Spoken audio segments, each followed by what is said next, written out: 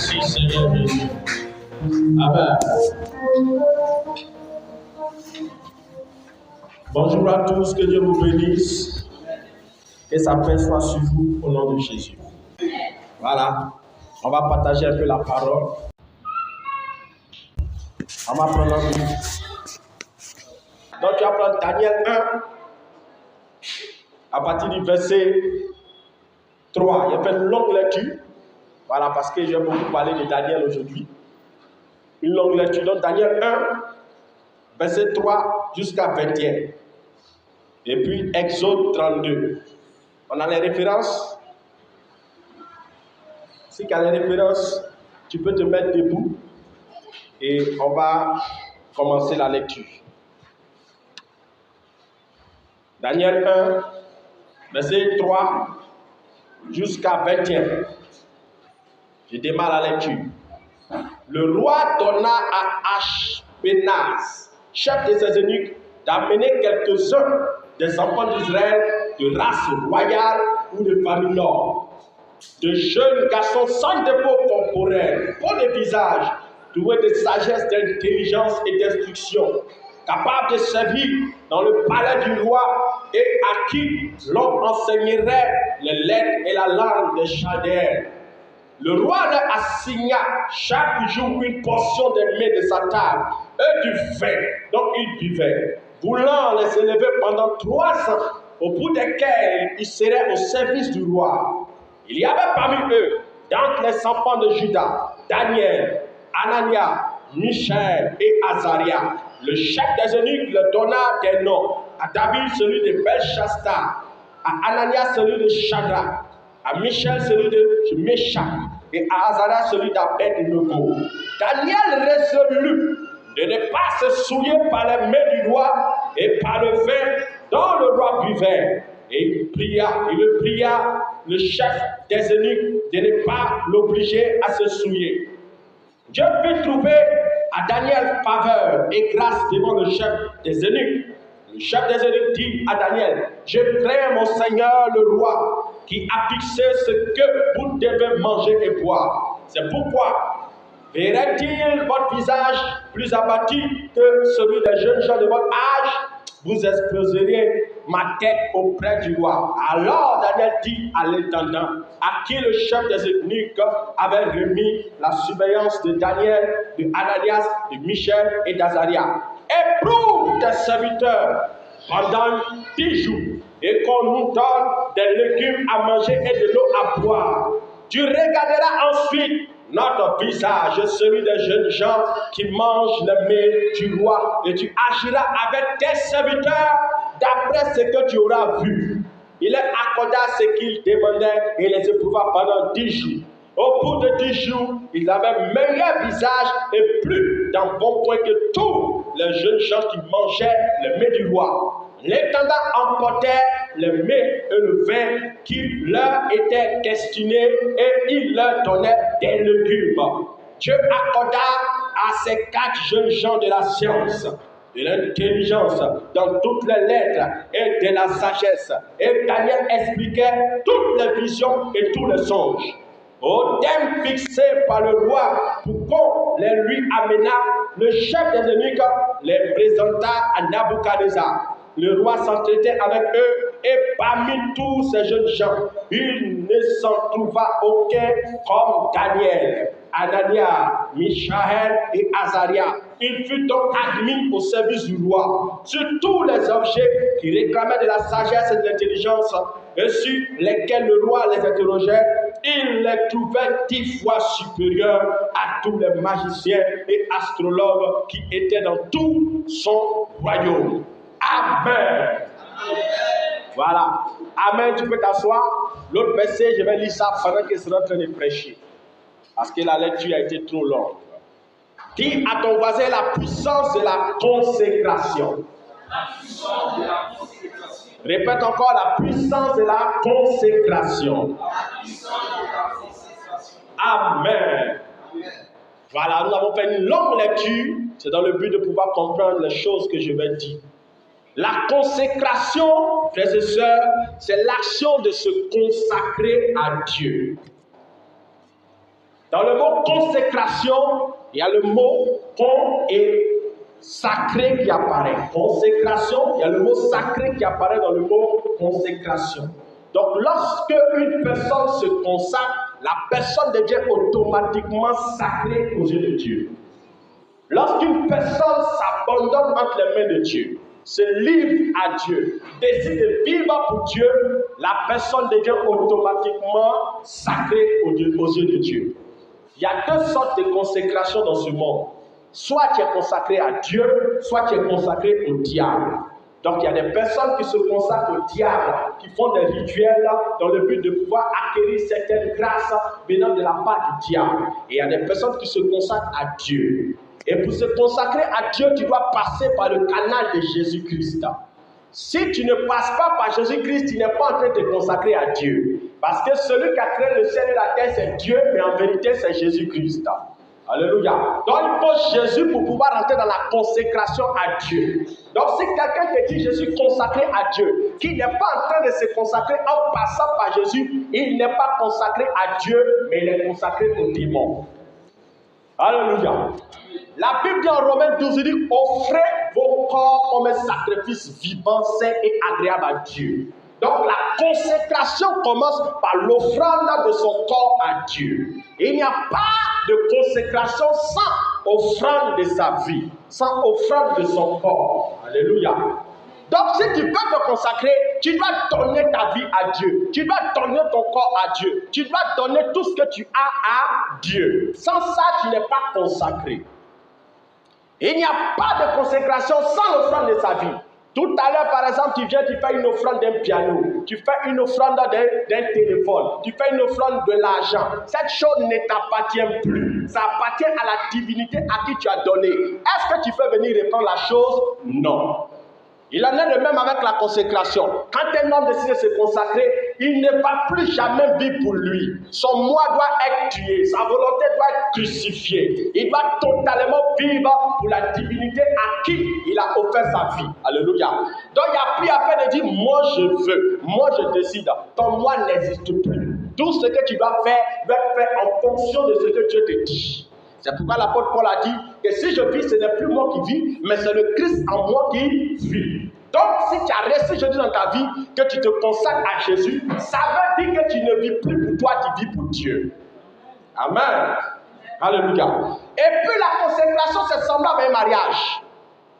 Lorsque tu dis oui à une femme, tu dis oui à un homme, vous êtes mariés, vous êtes totalement consacrés l'un à l'autre. Donc, la consécration demande la fidélité l'un à l'autre. L'endurance l'un à l'autre, l'intégrité l'un à l'autre. Donc, lorsque la femme finit de se marier à l'homme, la femme ne dira pas « moi je désire faire ça ». Non. La femme va commencer à s'appuyer au cou de son mari. Elle va commencer à préparer la nourriture en demandant à son mari « est-ce que tu veux manger aujourd'hui aubergine ?» Et le mari va dire « non, je veux manger sauce graine ». Et c'est la sauce graine qu'elle va faire. Alléluia. Pourquoi? Elle ne vit plus pour elle, elle vit maintenant pour son mari. C'est ça la consécration. La consécration, c'est commencer à vivre pour Dieu. Alléluia. Donc, quelqu'un qui veut vivre la gloire de Dieu sur la terre a besoin de se consacrer. La consécration est la source de la puissance en Dieu. La consécration est la source de la bénédiction en Dieu. La consécration est la source de l'élévation en Dieu. Plus tu es profond dans ta consécration, plus tu seras élevé par Dieu. Lorsqu'on veut élever un immeuble, on doit aller dans les profondeurs de la terre. On doit creuser dans la terre. Si tu veux faire R+6, tu vois, tu dois creuser encore en profondeur. Donc quand tu veux connaître aussi une grande élévation en Dieu, tu dois te consacrer en abondance. Alléluia.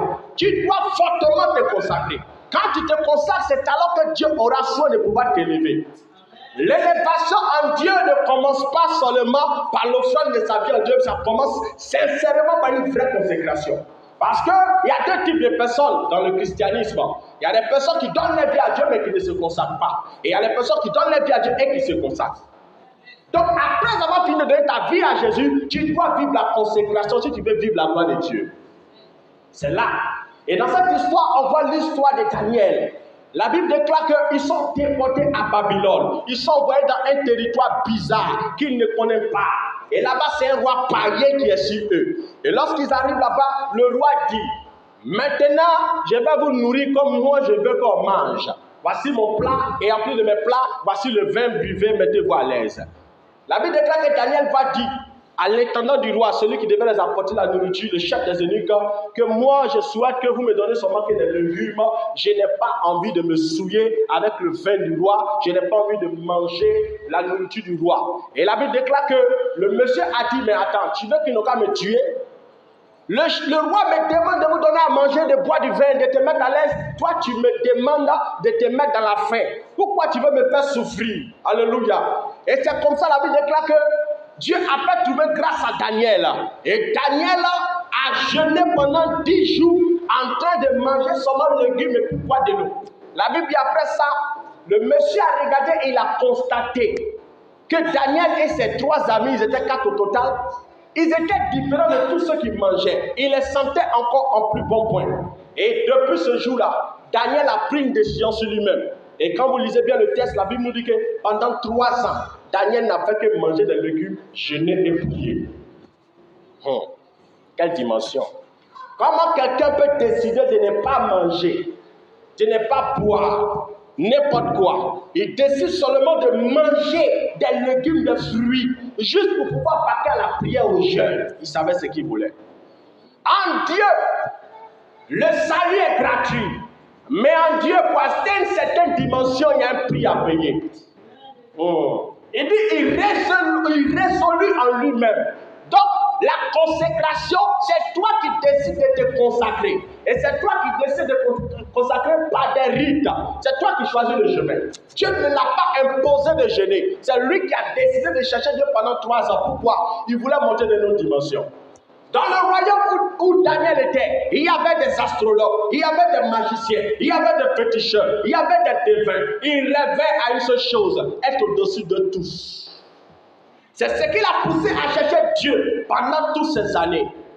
Nous habitons au milieu d'un peuple bizarre. Ici, il y a des pratiquants des œuvres occultes. Il y a des gens qui font du fétichisme, des gens qui font du maraboutage. Mais la plupart du temps, on entend les chrétiens dire, ah, eux, ils adorent le diable. C'est pourquoi ils prospèrent. Ils font des sacrifices. C'est pourquoi ils prospèrent. Quand tu dis ça, tu es en train d'insulter Dieu. Parce que le Dieu qui sont en train de prier n'est pas plus puissant que ton Dieu. Mais comment se fait-il qu'ils sont plus puissants que toi? Ta consécration est faible. Il y a des féticheurs qui se consacrent, qui tombent dans des cercueils. Je connais une femme féticheuse que j'ai rencontrée moi-même face to face. On ne m'a pas expliqué l'histoire en 2021. Quand on se rencontre, je me présente, elle se présente. Elle n'a pas honte de me montrer son titre. Elle dit, je suis combien? J'ai dit combien, c'est quoi? Elle dit, tu ne connais pas les féticheurs ou bien? Moi, je suis féticheuse, mon petit. J'ai dit, moi, je suis chrétien. Elle dit, les chrétiens sont des plaisantins. J'ai dit, mais pourquoi? Il dit, mais regarde comment les chrétiens vivent. Ils veulent des choses à Dieu, ils ne sont pas prêts à payer le prix. Moi, vous devez dire féticheuse, tu sais ce qu'elle fait? J'ai dit, non. Elle dit, j'ai fait 2 ans sans me laver. Sans me laver. Et pendant 2 ans, mes cheveux sont sur ma tête, vilain, je ne me coiffe pas. Consécration. Et en plus de ça, elle dit, pour boire de l'eau, elle ne boit pas l'eau directement d'un gobelet. On creuse le sol comme ça, on verse l'eau dedans. C'est là-bas qu'elle prend l'eau pour boire. Ah! Les gens veulent la puissance de Satan, regardez les prix qu'ils payent. Et elle dit, au bout de 2 ans, elle est ici. Et puis elle sait tout ce qui se passe dans notre village. Vous voulez la puissance de Dieu, il y a un prix à payer. Vous voulez la hauteur en Dieu, il y a un prix à payer. Vous voulez la gloire à Dieu, il y a un prix à payer. Rien n'est cadeau en Dieu. Je t'offre le salut gratuitement, mais tu vas recevoir ma puissance par le sacrifice. Tu n'es pas prêt à payer le prix en Dieu, tu ne verras rien. Daniel savait où il était arrivé. Il était arrivé au milieu des païens. La Bible déclare qu'après les 3 ans, le roi appelle les hommes, il cherche à les rencontrer. Et pendant qu'il les fait parler pour expliquer certains problèmes, la Bible dit que les compagnons de Daniel et Daniel lui-même avaient 10 fois plus de sagesse et d'intelligence que tous les magiciens qui étaient dans le coin. 10 fois plus de sagesse, 10 fois plus d'intelligence. Pourquoi? Consécration. Tu veux la sagesse en Dieu? Consécration. Tu veux les grandes visions? Consécration. Tu veux percer des mystères cachés? Consécration. S'il n'y a pas de consécration, des choses tu ne verras pas. La Bible déclare à 1 Corinthiens 2, verset 9, que ce sont les choses qui ne sont pas montées au cœur de l'homme, à la pensée de l'homme, que l'homme n'a jamais vu, que l'homme n'a jamais entendu, que Dieu a réservé pour ceux qui l'aiment. Comment faire pour accéder aux choses cachées? Si tu n'es pas consacré totalement à Dieu, il y a des choses que tu ne comprendras pas, tu ne verras pas. Le petit Daniel, il veut monter dans une dimension supérieure. La Bible dit que depuis ce temps, quand il a fini les 3 ans que Dieu l'a impacté, il vivait dans une dimension surnaturelle extraordinaire. Un jour, le roi dort et il rêve. Il finit de rêver, se réveille, il a oublié son rêve. Et puis il appelle tous les magiciens, les astrologues. Et puis il demande, venez les gars, j'ai un problème. On dit à quoi? Il dit, j'ai fait un rêve, je voudrais que vous me donnez le rêve et vous me donnez l'interprétation. Oh. Et les magiciens tous répondent pour dire, oh roi, vis éternellement. Depuis qu'on existe, on n'a jamais vu ça. Comment quelqu'un dort, il rêve, il oublie son rêve et il demande à ce qu'on lui explique son rêve et qu'on donne l'interprétation. Il dit, ça là, il faut qu'il y ait un Dieu parmi nous dont la demeure n'est pas parmi les humains. Et ce jour-là, le roi dit, comme c'est comme ça, vous ne pouvez pas me donner l'interprétation et le rêve, je vais tous vous tuer. La sentence était dure. Et on dit, ils ont rapporté ça à Daniel. Quand Daniel a entendu, il est rentré dans sa maison. Seigneur, on dit, ils vont tous nous tuer. Moi-même, si tu es dedans aussi, révèle-toi à moi. La Bible déclare que Dieu a transporté le rêve qui était dans la tête du roi qu'on voyait dans la tête de Daniel. Daniel était capable de voir le songe et de recevoir l'interprétation. Il a donné ça au roi, le roi lui a dit, ouais, petit, 10 fois supérieur à tous les autres. Tu veux être au-dessus, il te faut la consécration. Tu veux percer des mystères, il te faut la consécration. Aujourd'hui, les chrétiens veulent la puissance de Dieu. Ils ne sont pas prêts à payer le prix. Ils disent que Jésus est moi la croix de Golgotha, la croix accomplie, c'est fini. Tout est permis, tout n'est pas utile, mes frères. La grâce ne t'empêche pas de payer un prix. La grâce ne t'empêche pas d'aller à l'école. Pour pouvoir avoir un diplôme, tu dois payer le prix des cours scolaires. Mais les gens, quand ils viennent à l'église, ils décident d'enlever leur cerveau. Ils disent non, Jésus et moi c'est fini, tout est gratuit. Rien n'est gratuit en Dieu, il y a un prix à payer dans tout. Daniel prie et il atteint une dimension, il voit les choses cachées. Tu veux les grandes révélations, il te faut te consacrer. Tu veux la puissance, il te faut te consacrer. On ne peut pas dominer dans ce monde sans la puissance de Dieu. Tu ne peux pas. Il était au milieu des astrologues, au milieu des magiciens. Mon Dieu, il était supérieur. Aujourd'hui, nous sommes au milieu d'une génération où les gens, pour avoir un peu d'argent, ils s'en vont voir des féticheurs et des marabouts. Ils s'en vont signer des pactes pour pouvoir atteindre un certain niveau de vie. Et nous, les chrétiens, on n'est pas prêts à payer de prix. On se contente de faire nos petites prières. Oh Père, je te rends toute la gloire. Sois glorifié au nom de Jésus. Amen. Il n'y aura rien dedans, mon frère. Il y a des dimensions où tu dois te comporter comme un téléphone. Le téléphone, pour pouvoir bien être manipulé le matin, a besoin d'être mis en charge durant toute la nuit. Il y a des moments de ta vie, tu dois décider de chercher Dieu, de vaquer à la prière, de vaquer au jeûne. Tu dois faire un programme, un agenda dans lequel tu vis toute ta vie. Être consacré, ce n'est pas pour un temps. Si aujourd'hui je baisse l'huile sur ta tête pour te consacrer en tant que chanteur, si tu ne te consacres pas, tu n'es pas consacré. Le fait que baisse l'huile sur toi ne fait pas de toi quelqu'un de consacré. Pour être consacré, c'est toi qui vas décider réellement de marcher avec Dieu. Il dit en Luc 9 que celui qui veut me suivre renonce à lui-même. Est-ce que tu as déjà commencé à renoncer à toi-même? Est-ce que tu as déjà renoncé à tes désirs qui ne glorifient pas Dieu? La Bible déclare que Daniel dit, je refuse de me souiller par les mains du roi. Or, nous sommes ici des chrétiens. On ne peut pas se mettre à part pour chercher Dieu. On voit des chrétiens qui vont dans les bars pour danser le Chumakaya. Ils dansent des popata. Alléluia. Ça, c'est quoi ça? Tu n'es pas consacré. Un consacré ne va pas dans les bars. Il ne va pas dans les maquis. Il ne boit pas les pierres. Alléluia. La Bible déclare que Daniel a dit, je ne peux pas boire le vin du roi. Il faisait des choses différentes. Quand on est consacré à des choses, on ne peut pas. Un consacré ne peut pas donner son corps à n'importe qui. Pourquoi? Son corps est le temple du Saint-Esprit. Si le corps que tu as est le temple du Saint-Esprit, pourquoi tu utilises ce corps pour faire les choses que tu veux? Embrasser les gars dans les couloirs, ça montre que tu n'es pas consacré. Avoir des rapports sexuels en dehors du mariage est un signe que tu n'es pas consacré. Être consacré à Dieu, c'est vivre dans la sanctification. La consécration commence par la sanctification. 1 Pierre 1, verset 15 dit, conduisez-vous dans la sainteté, car celui qui vous a appelé est aussi saint. Tu dois être saint. Il n'y a pas de consécration sans sanctification. Il n'y a pas de consécration sans sainteté. Les chrétiens veulent un christianisme faible, un christianisme où on ne fait pas d'efforts. C'est faux. Dans le christianisme, il y a un effort à faire. L'effort de la sanctification. Tu dois garder la sainteté.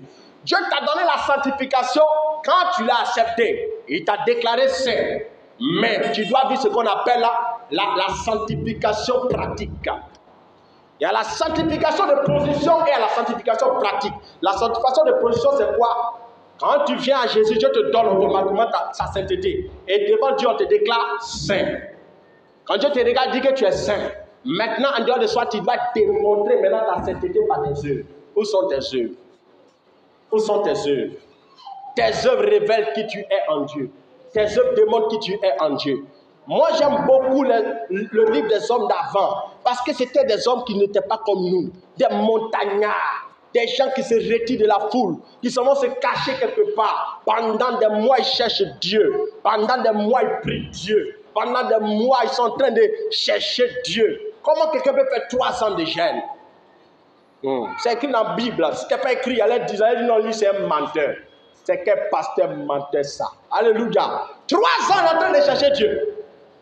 Et la Bible nous fait savoir qu'après les 3 ans, il va occuper le meilleur poste de tout le royaume. Parce que Daniel n'était pas que prophète. Il était devenu gouverneur. Il était devenu gouverneur. Pourquoi? Parce qu'il avait appris aussi la langue chaldéenne. Arrivé là-bas, il devait apprendre une nouvelle langue. Après avoir maîtrisé la langue, il opérait aussi dans le surnaturel. Quand même tu es consacré, ça ne t'empêche pas d'aller travailler. Aujourd'hui, les gens, ils passent leur temps en train de chercher Dieu, mais ne vont pas travailler. Ça, c'est être déséquilibré. Si tu jeûnes, tu pries, tu cherches Dieu, tu dois aussi chercher à travailler. Comment tu verras la puissance de ce que tu fais si tu n'es pas en train de faire quelque chose?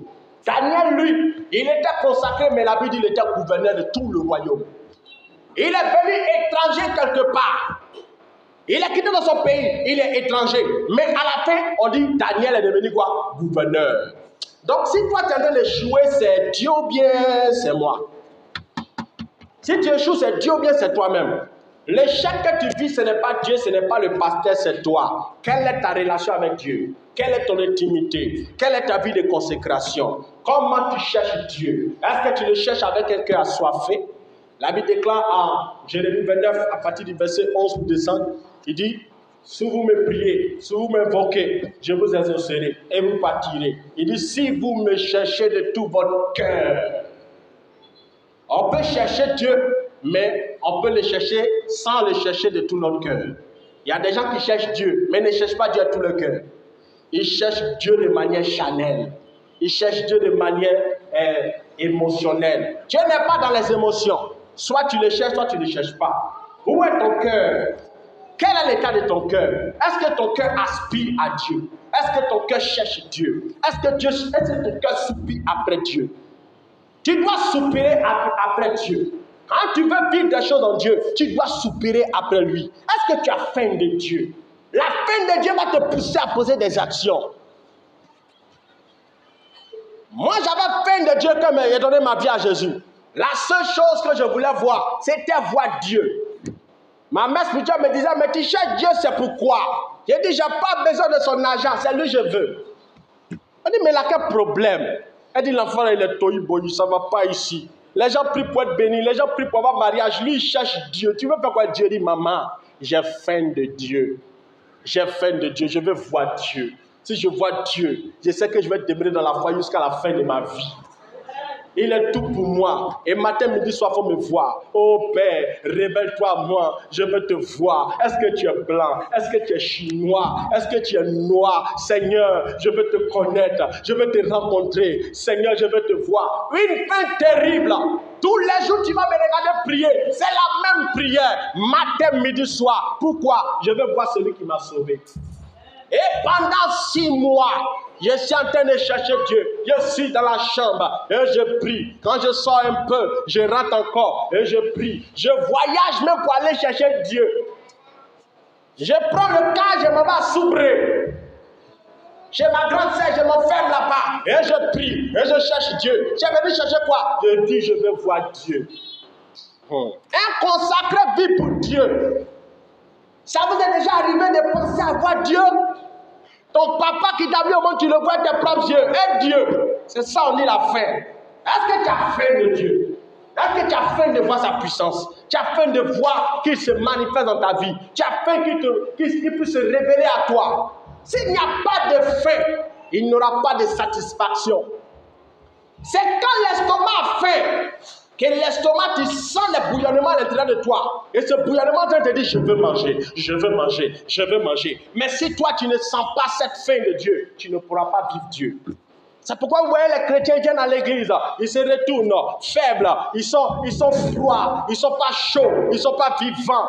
Tu les vois, on doit les forcer pour chanter à la chorale, on doit les forcer pour aller prêcher, on doit les forcer pour aller évangéliser, on doit les forcer pour prier pour les malades. Pourquoi? Ils n'ont pas faim de Dieu. Un homme qui est consacré à Dieu, il a faim de Dieu. On n'a pas besoin de lui dire, va prêcher, il est dans les rues. Pourquoi? C'est un consacré de Dieu. Moi, mon pasteur m'a jamais dit, va prêcher dans les rues, ni ma mère spirituelle. Quand j'ai donné ma vie à Jésus, la rage que j'avais de Dieu m'a poussé à découvrir l'amour de Dieu. Regarde où j'étais dans les ténèbres et je suis venu dans la lumière. Il faut que Dieu se manifeste au travers de moi.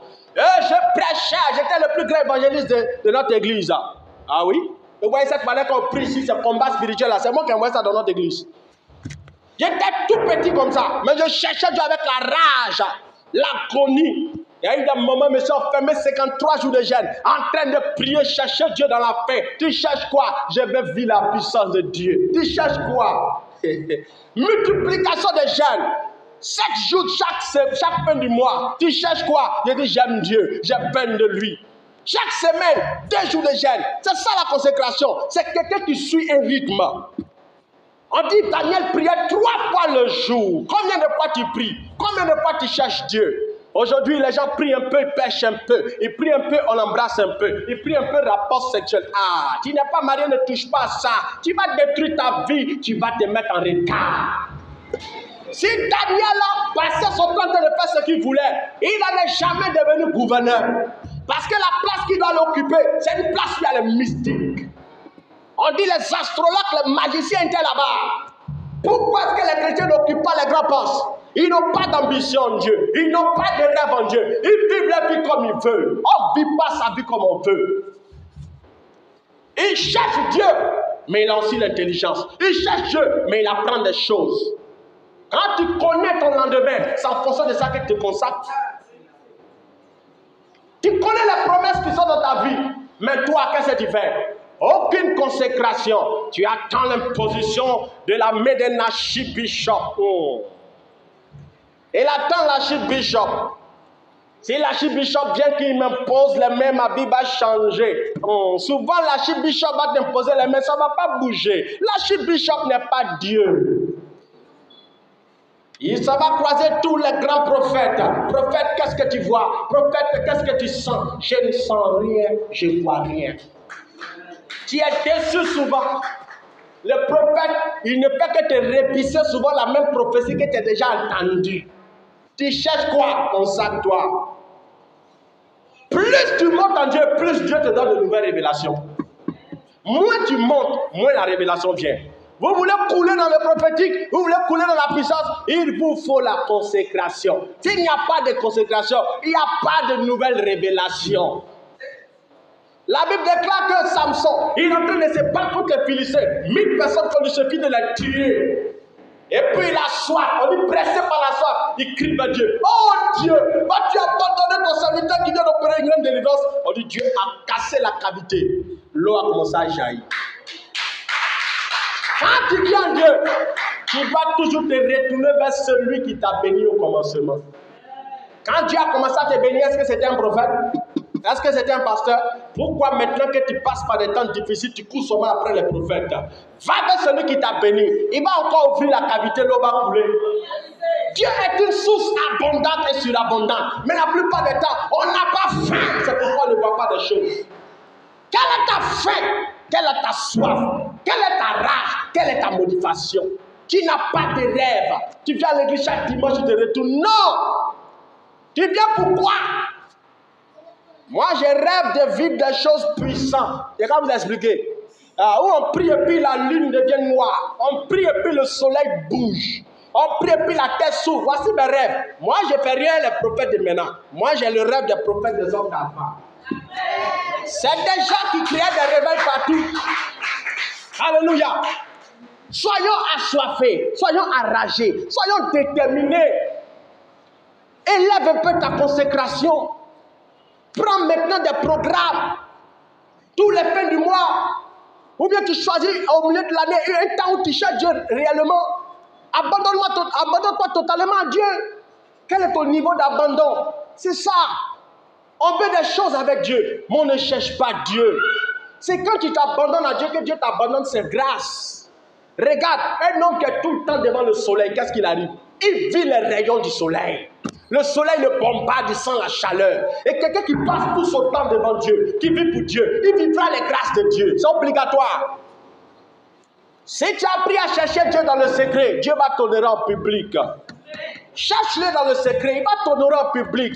Il va t'ouvrir tes portes. Beaucoup de ces portes que tu sens fermées, c'est parce que tu ne cherches pas Dieu réellement. Tu le cherches comme un toka spirituel. Quand même souvent les démons te regardent et disent, hey, vaut rien lui là. Vaut rien mal. Il a compris. C'est lui qui est venu combattre. Vous imaginez cette féticheuse-là qui s'est consacrée pendant 2 ans. Elle se lave pas pendant 2 ans pour pas ses cheveux. Et puis elle boit des trucs bizarres. On prend ton nom, on envoie là-bas.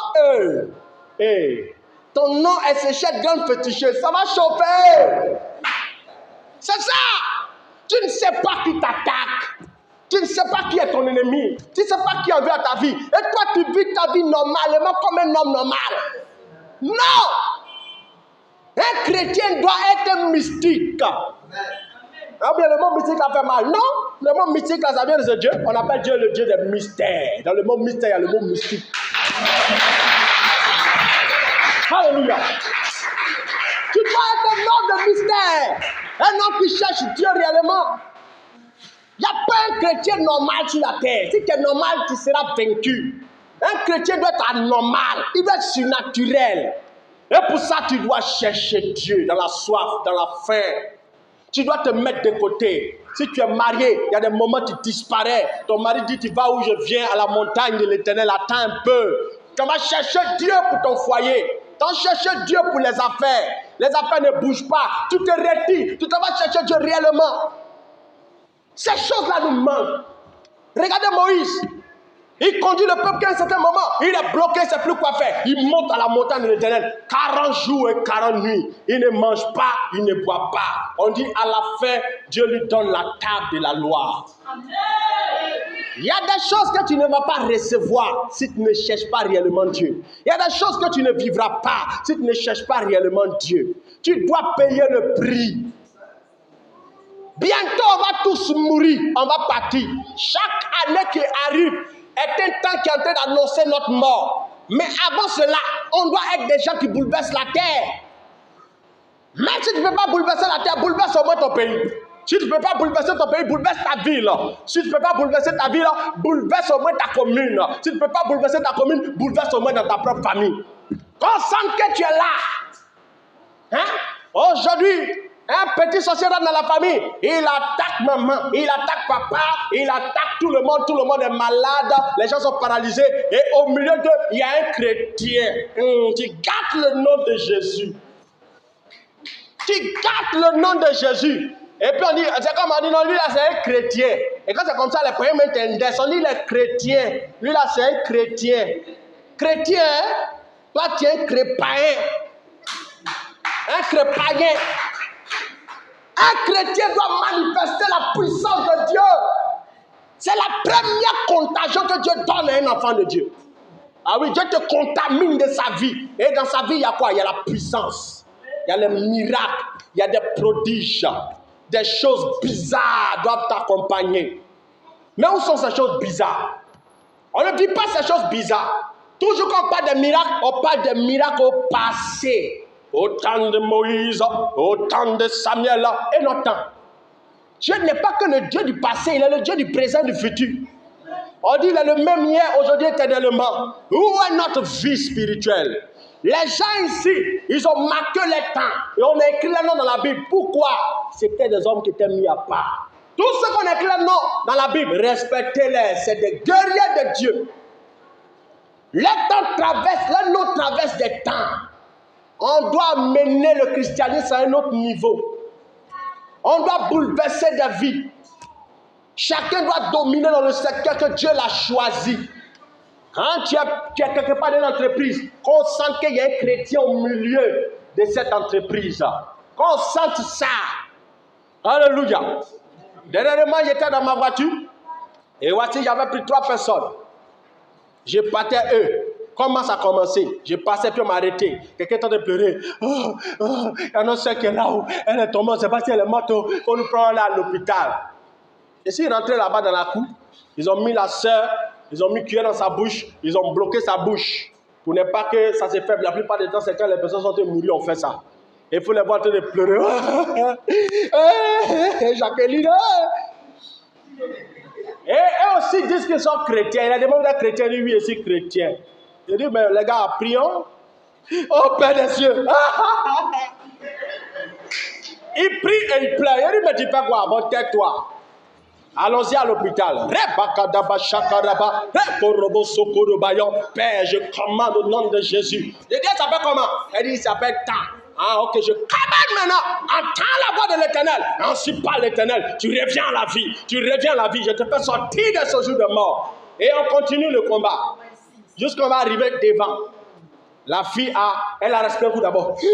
Comme si on venait maintenant de lui donner l'air. Mais elle ne réagit toujours pas. Il a dit, c'est l'essentiel. S'il est venu qu'elle respire, c'est bon. On lui a dit, continue. Rabakodaba, Shakadaba. On allait dans le premier hôpital. Les gens commencent à la contrôler. Dès que le médecin la voit naître, il prend papier, il écrit, il dit, mon cher, quittez ici, allez-y de l'autre côté. Comme s'il nous a chassés. Et moi, je continue. Allons-y dans l'hôpital. Rebakadaba, Shakaraba. Un coup, on était proche du chute d'engrais. La fille se lève un coup et dit, on est où? On est où? On est où? Alléluia! Des choses bizarres peuvent arriver. Ça dépend de où tu mets ta foi. De comment est-ce que tu cherches Dieu. Et puis on rentre dans l'hôpital, le médecin prend le papier, regarde. Il hospitalise la fille, il touche, je ne comprends pas. Il dit, mais attendez, je ne comprends rien. On dit, non, elle me répond. On vient de vivre un miracle. On vient de vivre un miracle. Alléluia. Et le jeune frère, il continue à pleurer. Il pleure sur sa soeur. Elle le regarde, ne comprend pas, mais pourquoi il pleure? Il pleure pourquoi Pierre se moque de lui. Elle ne sait pas qu'elle est sortie de la mort. Frère, c'est des choses comme ça qu'on doit vivre. Pierre a dit, si je n'ai ni or ni argent à te donner, mais ce que j'ai, je te le donne au nom de Jésus. Quand tu n'as pas l'argent, tu n'as pas l'or, tu n'as pas de maison, tu n'as rien, et au moins la puissance. Si tu n'as rien de tout ça, et au moins la puissance. Sois le plus pauvre parmi les pauvres, mais quand tu regardes lui là, power of God. Power of God. On doit sentir que tu es là. Mais aujourd'hui, les chrétiens sont où? On ne voit aucun signe, aucun miracle. Pourquoi? On a fui la consécration. Et aujourd'hui, on laisse tout dans la main des hommes de Dieu. C'est pourquoi aujourd'hui, vous voyez que les archi et révérends apparaissent beaucoup. Pourquoi ils apparaissent? Vous avez fui votre position. Donc chacun se lève, il s'auto-proclame. Je m'appelle le voyant de Dieu. L'œil aux yeux percés. L'homme qui se prosterne et dont Dieu parle. Moi, je suis l'homme à la langue brûlée. Mais si ta langue est brûlée, mon frère, tout ton corps va brûler. C'est ce qu'on voit aujourd'hui. Beaucoup de personnes se lèvent comme ça. Tout le monde dit je suis prophète. Des gens qui ne sont pas des petits chats. Ils prennent la puissance et ils vous font croire qu'ils sont dans la gloire de Dieu. Ils vous prophétisent du matin au soir. Pourquoi? Et des prophéties qui ne s'accomplissent jamais. Jamais.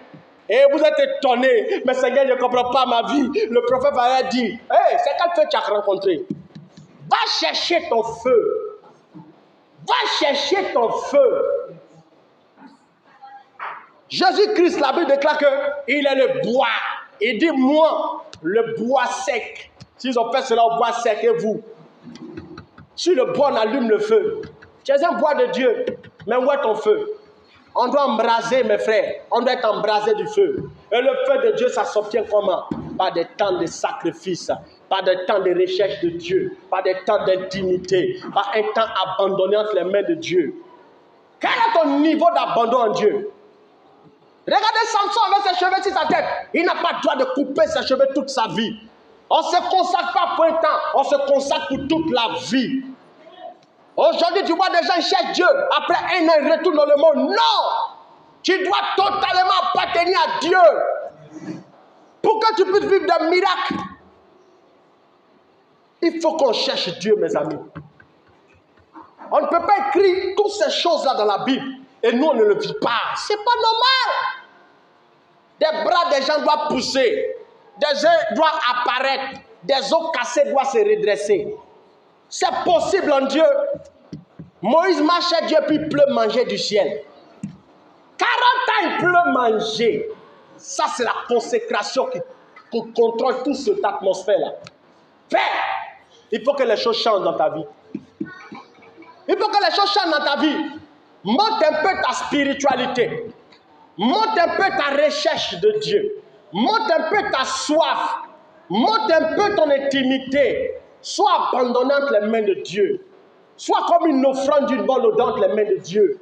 Vis pour Dieu. Mais pour Dieu. Dans le verset que je n'ai pas lu, Exode 32, verset 29. Exode 32, verset 29. C'est Moïse qui parlait. Il dit, consacrez-vous aujourd'hui en sacrifiant vos fils et vos frères. Et l'Éternel vous accordera une bénédiction aujourd'hui. Donc quand il n'y a pas de consécration, il n'y a pas de vraie bénédiction. Il dit, vous devez vous consacrer en faisant quoi? En offrant, en sacrifiant vos propres frères. C'est leurs propres frères, à cette époque-là, ils devaient tuer. Et cela symbolise simplement qu'il y a des choses que tu aimes, tu dois tuer. Parce qu'un homme qui tue son propre père, ça veut dire que c'est des choses qu'il aime. Tu dois tuer les choses que tu aimes. Tu dois détruire les choses que tu aimes. Moi, dans ma vie, Dieu m'a pris des choses. Vous me voyez là? J'étais un grand Cristiano Ronaldo. Un grand joueur de ballon. Très terrible. Très bon. Mon papa m'empêchait de devenir joueur à les années. Mais je suis resté dans le tempo du football quand je vivais ma vie comme je voulais.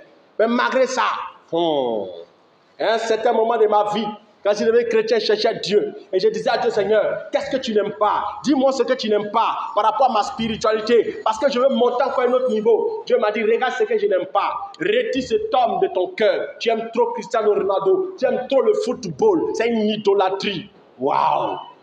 Regardez pas là encore, c'est une idolâtrie, Seigneur. Ah, il dit, mais pour toi, dans ton cœur, c'est trop. Qu'est-ce que tu aimes? Dieu va te prendre ça quand tu te consacres. Tu aimes trop tes enfants? À cause de ça, tu ne peux rien faire pour Dieu. Quand on parle un peu, mes enfants. On parle un peu, mes enfants. Hé, attention, il ne faut pas faire Dieu va te prendre tes enfants. Tu aimeras le Seigneur ton Dieu de tout ton cœur, de tout ton cœur. Et consacré, aime Dieu plus que tout. Plus que tout. Ton boulot? Attention, doucement. À cause de ça aujourd'hui, quand on dit à quelqu'un, j'ai fait ceci, j'ai mon travail. Non, mais, travail. Attention.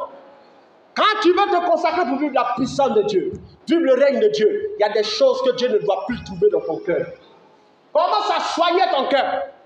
Commence à guérir ton cœur. Commence à enlever dans ton cœur les choses que Dieu n'aime pas. Tout ce que Dieu te reproche, tu dois laisser tomber si tu veux vivre la gloire de Dieu. Il était interdit à Samson de couper ses cheveux. Et il y a des choses que toi, tu dois arrêter et commencer à faire des choses que Dieu te demande. Qu'est-ce que Dieu te demande dans le secret? Quand tu es consacré, il y a des ordonnances que Dieu te donne. Il y a des choses qu'il te dit. Et en dehors des choses qu'il te dit, il y a des rituels que toi-même tu dois respecter. Des choses que tu dois respecter. Quels sont tes principes spirituels? C'est ça. Daniel a résolu de ne point boire le vin et de ne point se souiller par les mains du roi. Tu dois sortir du monde. Tu dois quitter le monde. Tu vis dans le monde, mais tu ne vis pas comme un citoyen du monde. Tu dois vivre dans le monde, mais tout en étant conscient du ciel. Pourquoi? Tu es contrôlé par Dieu. Laisse Dieu te crucifier. Laisse Dieu te tuer. Laisse Dieu te tuer. J'insiste, laisse Dieu te tuer. Il a fallu que Jésus soit tué pour qu'il reçoive le nom qui est au-dessus de tout nom. Si tu veux que ton nom commence à avoir de la puissance, ta vie commence à avoir de la puissance, tu puisses opérer dans une dimension glorieuse, pour que même quand les démons te voient, ils disent, je connais Paul, je connais Jésus-Christ. Toi, vous voyez, aujourd'hui, combien de personnes les démons les reconnaissent en esprit? C'est ça. Quand il dit un démon, l'esprit dit, c'est pas toi et moi hier, on s'est vu hier là. Quand on était en train de danser Chumakaya là, tu as oublié. Tu as venu me chasser. Il ne faut pas m'énerver. Hein. Il prend sa route doucement, il quitte là. C'est ça. Il y a des chrétiens comme ça. Quand ils commandent un esprit, sort. On le regarde. Il est very, hein. Ok, il n'y a pas ton ici. Toi et moi, on s'attraper ceux dans la chambre là-bas. C'est parce que tu vois le pasteur que tu veux te jouer les grands chasseurs, non? La nuit, quand tu es couché là, voici, il est là, il dit, toi et moi, fais ce fait, on te battra la nuit. Te chicote les cailloux, te poursuit dans tes rêves. Pourquoi? Consécration est trop faible. Alléluia. Tu dois marcher sur tes ennemis. Tu dois les anéantir. Tu dois devenir le Daniel qui contrôle l'atmosphère. Regarde, quand tu es consacré là, tu deviens comme une porte de Dieu sur la terre par laquelle Dieu passe. Tu deviens comme un hôtel vivant qui se promène. Quand le diable veut se manifester, il passe par qui? Par un homme. Et quand Dieu veut se manifester, il passe par qui? Par un homme. Quand tu lis Somme 115 là-bas, on dit les cieux appartiennent à l'Éternel, mais la terre a été donnée quoi? Au Fils de l'homme. Quand Dieu voulait se manifester sur la terre au temps d'Adam, il venait toujours rencontrer qui? Adam d'abord. Et il lui donnait des informations de ce qu'il devait faire. Tu dois devenir moyen par lequel Dieu se manifeste sur la terre. Pour ça, tu dois te consacrer. C'est pourquoi il y a un verset de la Bible qui dit en Amos 3 que Dieu ne fait rien sur la terre sans avoir révélé ses secrets à ses serviteurs le prophète. Donc même quand Dieu veut se manifester, il doit venir vers toi. Comme au temps d'Abraham, il dira, cacherai-je à Abraham, mon ami, ce que je veux faire? Ce sont les consacrés qui ont la révélation de la pensée de Dieu. Quand Dieu veut envoyer le malheur sur la terre, il va aller voir son fils. Mon fils, bientôt, voilà ce qu'il fait. Et qu'est-ce qu'il fait? Le fils, maintenant, c'est lui qui a la capacité d'incliner le cœur de Dieu. Moïse était capable de pousser Dieu à se repentir. Vous avez déjà vu ça? Dieu qui se repent. Est-ce que Dieu a péché? Dieu ne pêche pas. Mais on dit Dieu s'est repenti. Pourquoi? Il s'est mis à genoux. Seigneur, si tu ne veux pas maintenant nous conduire, que tu veux tuer tout ce peuple-là, efface mon nom du livre de vie. Toi, tu veux prier comme ça? Si tu as fait ça, même jour, on efface ton nom du livre de vie. Même jour, va passer. Pourquoi? Quand Dieu te regarde, rebelle, pécheur, impudicité, caca, dangereux pécheur. Quand Dieu te regarde dans la maison de Dieu, il dit, hé, lui, il est trop dangereux. Un enfant bandit. Alléluia. Donc Moïse était capable de pousser Dieu à se repentir. Il dit, mais Seigneur, si tu détruis tout ce peuple, qu'est-ce que les gens diront? Les gens, les nations. Ils diront, regarde, il n'a pas été capable de respecter sa promesse. Il a dit qu'il va les conduire là où coule le lait et le miel. Il les a tous tués dans le désert. C'est un Dieu incapable. Dieu dit, non Moïse, tu es sage. Tu as incliné mon cœur, j'ai compris. Il laisse tomber. Donc il y a des choses qui ne doivent pas arriver dans ta famille de mauvais, si toi tu es là. Quand le malheur tombe toi dans la famille, où sont passés les Moïse? Où sont passés les consacrés? Ils ont abandonné la consécration. Quand tu abandonnes la consécration, le malheur tombe dans la famille. Le malheur, ça passe sur les enfants. Parce que Dieu cherche. Il cherche une personne sur qui reposer sa grâce pour se manifester, mais il ne trouve pas. Il dit, si je ne trouve pas, je vais envoyer le malheur. Mes amis, il est temps de retourner dans une autre dimension. Jésus a dit, ce que j'ai fait, vous en ferez de plus grand. Donc le rêve de Dieu, c'est qu'on fasse plus que lui. Donc quand tu n'arrives même pas même à faire le père que Jésus a fait, c'est que toi tu es vraiment fainéant spirituel. Dieu a un rêve, que tu deviennes plus que lui. Ce que Jésus a fait sur la terre là, il aspire que toi tu fasses plus que lui. Ce n'est pas un Dieu jaloux, ce n'est pas un Dieu qui est en compétition. Il a un rêve, mes enfants doivent me dépasser. Est-ce que toi tu dépasses Dieu dans les miracles? Est-ce que toi tu dépasses Dieu dans les finances? Est-ce que toi tu dépasses Dieu dans les affaires? Jésus marchait sur l'eau. Où sont les miracles? Jésus parle au poisson. Et puis il fait sortir l'argent dans sa bouche. Où sont les miracles? Frère, aspirons au miracle. Dieu n'est pas qu'un Dieu de théorie. C'est nous qui manquons de lui. On manque de Dieu dans notre vie. On n'est pas consacré. On n'est pas abandonnant les mains de Dieu. Le Daniel, regardez Daniel. On dit on prend Daniel, on le jette à la case de lion. Il rentre là-bas, les animaux le regardent et puis il ne peut rien faire. Pourquoi? Il voit en lui la divinité. Il voit Dieu en lui. Quand tu es consacré, quand les problèmes de la tête te regardent, ils sentent Dieu. Il suffit seulement que tu parles, les choses changent. Moi, Dieu m'a fait cette expérience, ça va faire que non, j'ai une soif terrible des choses de surnaturel. Ces jours-là, quand il pleuvait la nuit, il pleuvait beaucoup. J'aime bien raconter ces témoignages. C'est la première fois que Dieu m'a marqué, puis ça m'a donné encore la soif de les chercher. Et j'ai pris. On était en pleine saison de pluie. À force de prier, au 4e jour, j'ai reçu un feu. Et puis le 4e jour, il pleuvait. Et pendant qu'il pleut, je suis sous la pluie, ça me dérange. J'ai dit, Seigneur, arrête la pluie pour que je puisse prier, parce que je veux prier pour mes frères et soeurs, ça me dérange. Frère, la pluie a coupé pendant 2 heures. Quand j'ai dit, Seigneur, Amen, je suis venu prier, la pluie est revenue. Waouh! En pleine saison de pluie, toi, tu arrêtes la pluie. Mes amis, c'est des choses comme ça qui nous manquent. C'est pourquoi dans les nations, les gens prennent les décisions comme ils veulent. Oh, frère, on atteint une dimension où quand même le président prend une décision, on dit on n'est pas d'accord, puis on commande dans le secret. Les choses changent. Oui, avec une dimension de puissance, où on ordonne même que le pouvoir même soit changé. Vous voyez, on se plaint beaucoup. Ah, il prend les mauvaises décisions, et il prend les mauvaises décisions, ça ne nous arrange pas. Souvent même tu peux faire ça. Toi, ça ne te plaît pas, tu changes. C'est comme ça les Élie étaient. Oui, Élie faisait ça.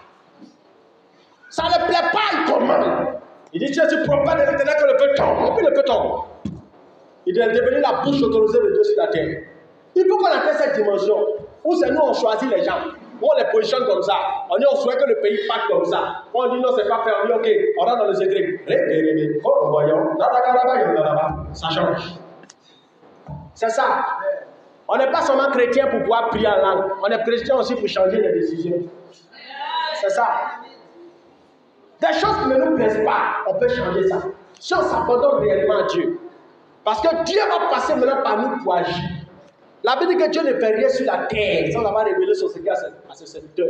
Mais il y a des dimensions où Dieu ne dit rien, puis c'est l'homme qui décide. Élie a fermé le ciel, mes amis. C'était pas Dieu qui lui avait dit ça. Quand vous lisez la Bible, vous voyez comment ça commence. On dit Élie le Tishbite. Quand il apparaît, il dit, si je suis prophète de l'Éternel, il n'aura pas de pluie sinon à ma parole. Il n'aura pas de pluie sinon à ma parole. Il n'a pas dit que Dieu m'a dit qu'il n'aura pas pluie. Il dit il n'aura pas de pluie sinon à ma parole. C'est lui qui a dit que le ciel soit fermé pendant 3 ans. Et puis Dieu a validé sa prière. Frère, dimension de recherche de Dieu. C'est ce qu'on doit chercher. Pour toi, c'est tu deviens comme le Élie de ta famille. Le Élie de ta famille. Le Élie de ta vie. C'est ça. J'ai écouté le témoignage d'un homme de Dieu. Et ce monsieur-là, il était un fils spirituel. Et ce fils spirituel, il y a un famille qui faisait les colonies. Et puis, mais toi, tu parles comme un chien. Le monsieur a commencé à voyer. Quand il veut parler, ça va wow, wow. Quand il veut parler, ça va wow, wow, frère. C'est la recherche de Dieu qui fait ça. Quand tu commences à chercher Dieu réellement, la Bible déclare en Jérémie 15, il dit, si tu ne sais pas ce qui est vil et ce qui est mauvais, si tu te mets à part et que tu t'attaches à moi, ta bouche deviendra ma bouche. Ta bouche deviendra ma bouche. Tu t'imagines, tu atteins une certaine dimension où toi, ta bouche devient la bouche de Dieu. C'est formidable. Frère, aspirons à ça. Aspirons à ça. Dieu ne donne pas que le mariage. Il ne donne pas que le travail. Il ne donne pas que l'or. Il donne aussi le power, la puissance. Et pour manifester la puissance, tu n'as pas besoin d'avoir un certain âge. C'est ton cœur, Dieu regarde. Si tu as versé quand tu as soif de Dieu, Dieu te donne. Tu as 40 ans, tu as soif, il te donne. Tu as 70 ans, tu as soif, il te donne. Cherchons Dieu et nous allons marquer notre génération. Et les portes nous seront ouvertes. Alléluia. Que Dieu nous bénisse abondamment.